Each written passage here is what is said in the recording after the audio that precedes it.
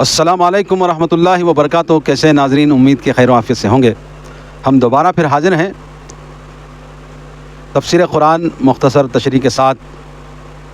سلسلے کی ہماری یہ تفسیر کی ایک اور کڑی۔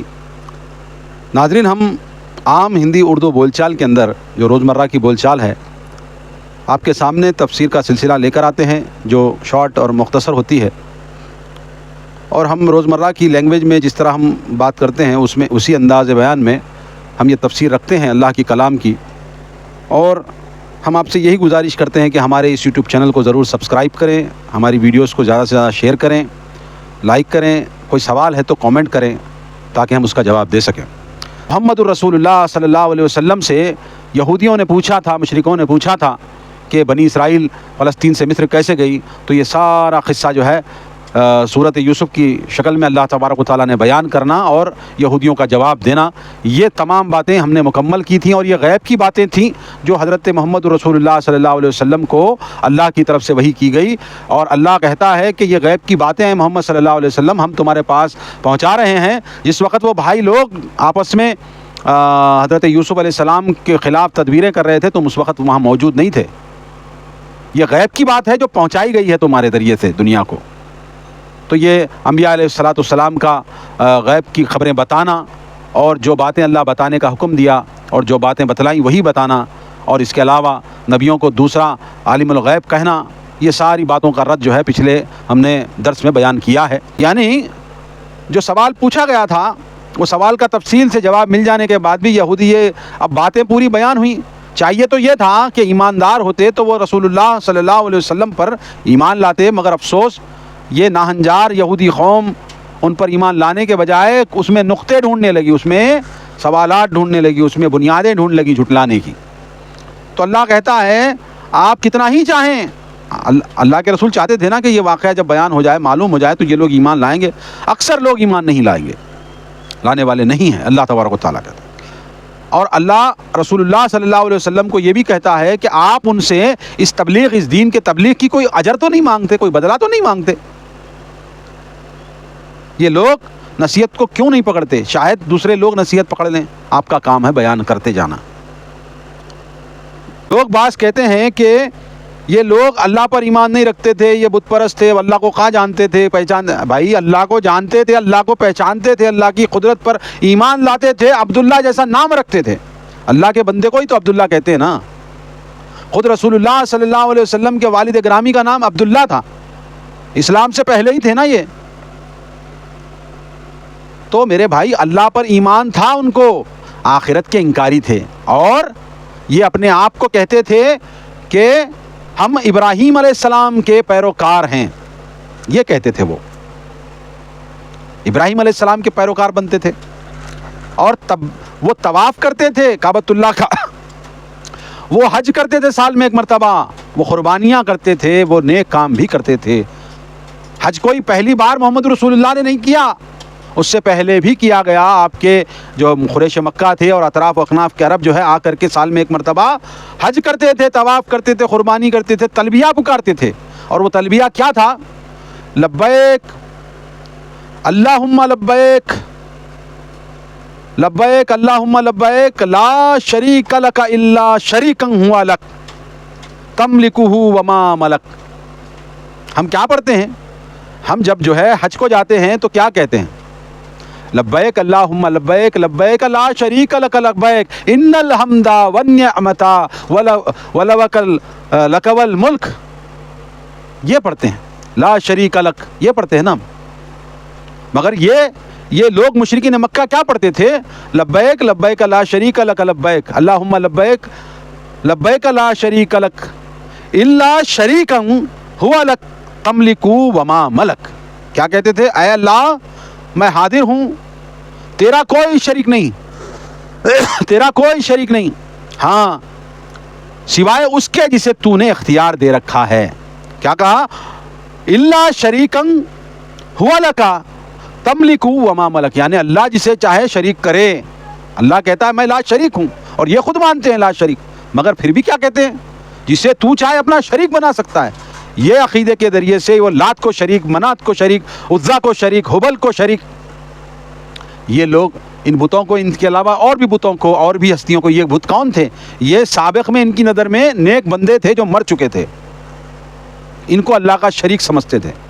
آج بھی ہمارے پاس بہت سارے شریک بنے بیٹھے ہیں، کوئی بچہ دینے والا، کوئی بچی دینے والا، کوئی دولت دینے والا، کوئی صحت دینے والا، اس کے چکر سے نہ تو بیماری جانے کی، ہاں وہاں کا پتا کھائے تو وہ ہونے کا، وہاں ناڑا بنے تو یہ ہونے کا.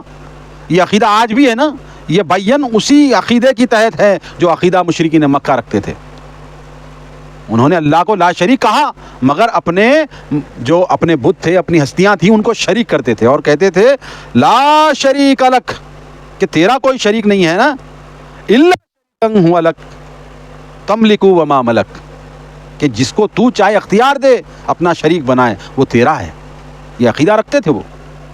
وہ خود کوئی اختیار نہیں رکھتا. کون؟ وہ جس کو شریک بنا رہے وہ اختیار نہیں رکھتا، وہ اختیار تو تیرا ہے، تو ہی اپنے جو ہے نا ساتھ شریک کرتا جس کو تو چاہے. یہی کہتے ہیں نا، سوائے اس کے جسے تو نے اختیار دیا. اللہ تعالیٰ کہہ رہا ہے کہ میں کسی کو اختیار نہیں دیا. بیٹا دینے والا میں، بیٹی دینے والا میں، بھانج رکھنے والا میں، اولاد دینے والا میں، سب کچھ کرنے والا میں نے کسی کو اختیار نہیں دیا. اللہ کہتا ہے لا شریک، میرا کوئی شریک نہیں. مگر جب کے مشرک اور آج کے مشرک یہ سارے کے سارے لوگ اللہ کی ذات میں شریک کرتے ہیں. نام تبدیل ہے، نام بدل گیا ہے، نام جو ہے بدل چکا ہے، نام میں تبدیلی آ گئی ہے. وہ یغوث کو پکارتے تھے، یہ غوث کو پکارتے ہیں. پکارتے ہیں نہیں پکارتے؟ قرآن کہتا ہے نوح علیہ السلام نے کہا لا، ان بتوں کو، ان ہستیوں کو مت پکارنا، ان کی عبادت مت کرنا. کون؟ 5 نام تھے. وہ کون سے نام تھے؟ ود، ایک کا نام ود، ایک کا نام سوا، ایک کا نام یعود، ایک کا نام یغوث، ایک کا نام نصر. یہ قرآن مجید میں ہے، یہ نام ہے. اور یہ کون لوگ تھے؟ یہ سابق میں وہ لوگ تھے جو نیک لوگ تھے، اللہ کے ولی تھے. جب تک یہ زندہ تھے اللہ کی پرستش کرتے تھے، اللہ کی عبادت کرتے تھے، اللہ کو ماننے والے تھے. یہ جب مر گئے تو ان کی خبروں پہ لوگ بیٹھنا چالو کرے، شیطان نے بھلا دیا، پھر یہ لوگ ان کے مجسمے بنا کر کے ان کی عبادت اور ان کی پوجا کرنے لگے. آج وہی ہو رہا ہے، آج بیان وہی ہو رہا ہے. اس شرک میں آج بھی بے شمار مسلمان مبتلا ہیں، ہے کہ نہیں ہیں؟ بولو.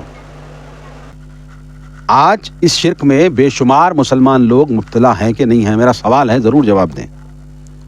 مکے کے مشرکین اگرچہ یہ کام کریں تو وہ مشرک ٹھہرے، وہ کافر ٹھہرے. وہی کام آج کا مسلمان کرے تو وہ مسلمان کیسے رہا؟ بتاؤ، جواب دو. آگے اللہ فرماتا ہے وَمَا يُؤْمِنُ أَكْثَرُهُمْ بِاللَّهِ إِلَّا وَهُمْ مُشْرِكُونَ، کہ اکثر جو یہ شرک کرنے والے ہیں یہ اللہ پر ایمان لاتے ہیں. یہ دیکھو پڑھیے کیا کہا جا رہا ہے، ان میں سے اکثریت اللہ پر ایمان لاتی ہے مگر پھر بھی شرک کرتی ہے. اب یہ سوال نہیں کرنا کہ مکے کے مشرک جو ہے اللہ پر ایمان نہیں رکھتے تھے، بالکل رکھتے تھے اللہ پر ایمان، جیسے آج بھی رکھتے ہیں نا لوگ. پھر اپنی حاجتیں کہاں پوری کرتے ہیں؟ کس کے پاس جاتے ہیں؟ کوسے کھبے کے پاس جاتے ہیں، کوسے مرشد کے پاس جاتے ہیں، اپنی حاجتیں لے کر کے ڈھوتے پھرتے ہیں. بھائی یہ شرک ہے، یہ گناہ ہے. اللہ تبارک و تعالیٰ نے قرآن مجید میں کھول کر بیان کر رہا ہے کہ سمجھو، سدھرو، زندگی دوبارہ نہیں ملے گی. یہی زندگی میں اللہ تبارک و تعالیٰ ہر گناہ معاف کر سکتا ہے. اللہ تبارک و تعالیٰ ہر گناہ معاف کرے گا، شرک کو کبھی معاف نہیں کرتا. اللہ تبارک و تعالیٰ کہتا ہے کہ میں شرک کو معاف نہیں کروں گا، شرک کرنے والوں کا ٹھکانہ جہنم ہے، ہمیشہ کے جہنم میں جلو گے. تو توبہ کرو ان گناہوں سے، ان شرکیات سے، ان بدعات سے، ان خرافات سے توبہ کر کے ایک اللہ وحدہ لا شریک سے ہونے کا یقین اپنے دل میں لاؤ. کوئی ہستی کچھ نہیں کر سکتی، کوئی مردہ کوئی زندہ کو کچھ کر سکتا ہے؟ اگرچہ کچھ کرتا کوئی مردہ تو وہ مردے کو نہلانے والا دوسرا نہیں، خود نہ لے کے جاتا. جب زندہ ہوتا ہے انسان، کیا کبھی جو ہے غسل خانے میں دوسرے انسان کو لے جا کر کے ایک دوسرے مرد کو نہلاتا ہے؟ کوئی نہیں نہلاتا، کوئی چھونے نہیں دیتا، اپنی باڈی کو چھونے دیتا ہے؟ کوئی نہیں چھونے دیتا. میرے بھائی، وہ اپنے اوپر بیٹھی ہوئی مکھی نہیں اڑا سکتا، اس کی مکھی دوسرے لوگ اڑاتے ہیں. اور مرنے کے ساتھ ہی جو ہے اس میں جو ہے تعفن آنا شروع بھی ہو جاتا ہے. انسان اگرچہ ایک دن زیادہ رکھ دیے میت کو تو اس میں سے سڑن اور بدبو شروع ہو جاتی ہے. کیا کر سکتا ہے کوئی؟ ایسا کیسا عقیدہ ہے لوگوں کا؟ اللہ تبارک و تعالیٰ قرآن مجید نہیں سنا؟ یہ کیا ہے؟ یہ کیا ہے؟ قرآن کی آیتیں تمہارے لیے نہیں ہے مسلمانوں؟ ڈرو اللہ سے، اللہ تبارک و تعالیٰ سے توبہ کرو ان بدعقیدیوں سے. کوئی مردہ کچھ نہیں کر سکتا.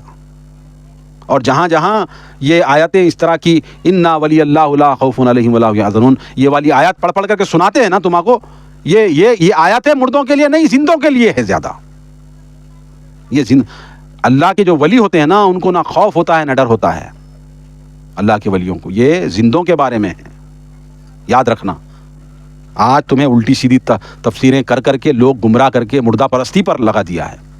توبہ کرو ان سے.